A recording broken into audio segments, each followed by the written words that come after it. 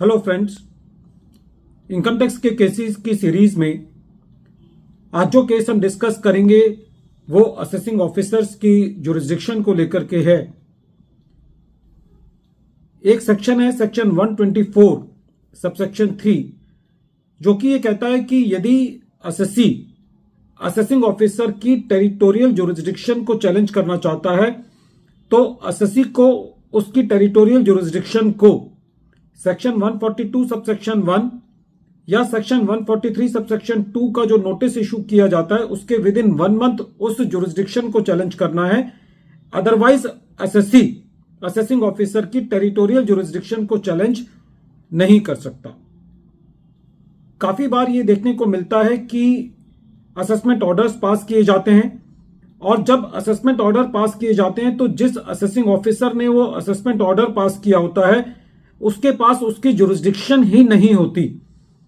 तो क्या section 124 subsection 3 हर cases में लगता है और हर केस के अंदर असेसी को जुरिस्डिक्शन को विद इन 1 मंथ चैलेंज करना है? यही इशू प्रेजेंट केस में income tax officer international taxation versus Tata steel limited के केस में मुंबई आईटीएटी के सामने एक केस में आया। यह case 121 ITR tribunal page number 641 पर रिपोर्ट हुआ। इस केस का जजमेंट 7 जून 2024 को आया। प्रेजेंट केस असेसमेंट ईयर 2007-8 से रिलेट करता है। प्रेजेंट केस के अंदर जो असेसमेंट ऑर्डर पास किया गया section 143 subsection 3 read with section 144C subsection 13 के अंदर वो एडिशनल कमिश्नर के द्वारा पास किया गया। कुछ एडिशंस किए गए और जब ये असेसमेंट ऑर्डर ट्रिब्यूनल के सामने एक अपील के द्वारा चैलेंज में था तो असेसी ने एक एडिशनल ग्राउंड रखा कि प्रेजेंट केस में जो एडिशनल कमिश्नर है उसके पास इस असेसमेंट ऑर्डर को पास करने की जुरिस्डिक्शन नहीं थी। असेसी के मुताबिक सेक्शन 127 का ट्रांसफर का ऑर्डर पास नहीं किया गया था और central board of direct taxes ने सेक्शन 120 सबसेक्शन 4 क्लॉज बी के तहत डायरेक्शंस पास नहीं की थी।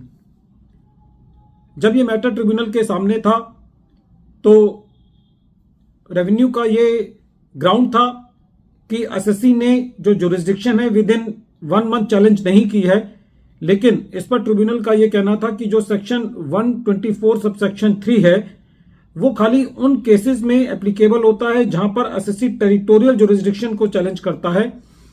ये उन केसेस में लागू नहीं होगा जहां पर असेसिंग ऑफिसर के पास उस असेसमेंट ऑर्डर को पास करने की अथॉरिटी ही नहीं है या जो असेसिंग ऑफिसर ने एक्शन लिया है वो पूरी तरीके से जुरिस्डिक्शन के बाहर है।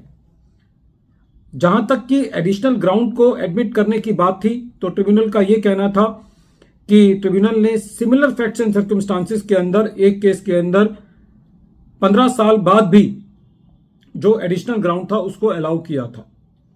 जब ट्रिब्यूनल ने इस मैटर को सुना तो ट्रिब्यूनल ने यह पाया कि असेसी की रिपीटेड रिक्वेस्ट के बाद भी रेवेन्यू सेक्शन 127 का ऑर्डर प्रोड्यूस नहीं कर पाया है, जिसके अभाव में यह कहा जा सकता है कि जो जुरिस्डिक्शन डिप्टी कमिश्नर से एडिशनल कमिश्नर को दी गई या एडिशनल कमिश्नर से डिप्टी कमिश्नर को दी गई वो 127 के ऑर्डर के अभाव में दी गई और बिना 127 के ऑर्डर के बिना एडिशनल कमिश्नर के पास असेसमेंट ऑर्डर पास करने की जुरिस्डिक्शन नहीं थी।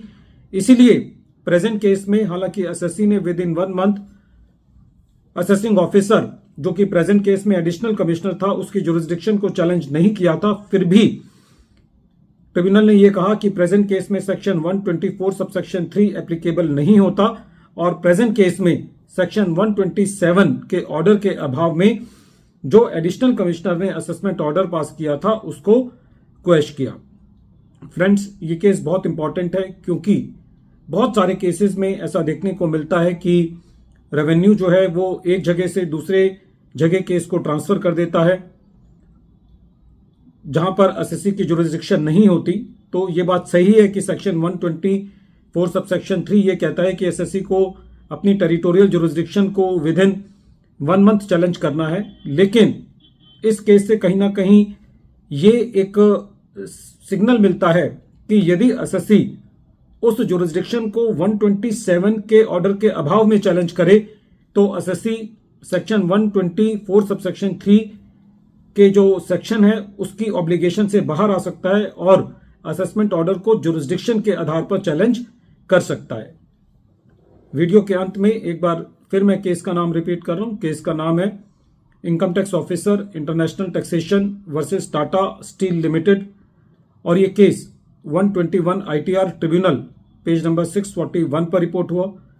मैटर मुंबई आईटीएटी ने 7 जून 2024 को डिसाइड किया। Thank you friends.